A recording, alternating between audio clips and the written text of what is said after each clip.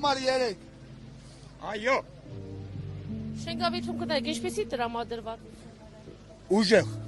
Ուժեղ Հայաստանը միշտ ուժեղ այլում։ Տրամադրությունը ուժեղ, ամեն ինչը բարձր մակարդակով։ Վստահ եք, որ ուժեղ Հայաստանը Միանշանակ վստահ եմ, ուրիշ տարբերակ մենք չունենք, չենք էլ ունենա։ Մենք ունենք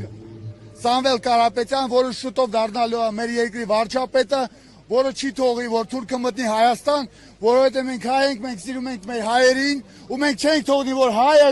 թուրքը գա, ու մեր հրապարակում թուրքը քայլի, տենց բան չի լինելու, այս հրապարակը հայինն է, ու լինելու է հային, ոչ մի թուրք ստե չի մտնելու։ Այո։ բայց իշխանությունը ներկայացնում է, ասում է, այդպիսի բան չկա։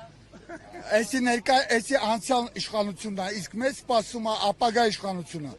Ապագա իշխանության ղեկավար մեր Սամվել Կարապետյանն է։ Իսկ այդ վստահությունը որտեղ է հասկանում։ Որտենում ես մարդու արածները, իր ստեղծածները, ոնց է վերաբերու իր հային, իր հայրենասիրությունը, դու ավտոմատ քեզ պետք չի կաշար, քեզ պետք չի ոչինչ բան, որ դու գաս այդ մարդու կողը կանես։ Դա հայի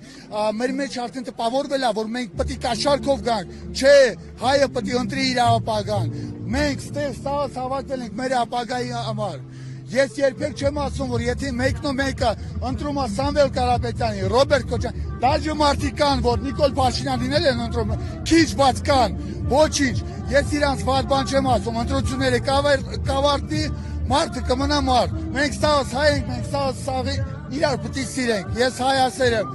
ես իմ ազգիս համար արել եմ, անում եմ ու կանեմ իջը վերջ։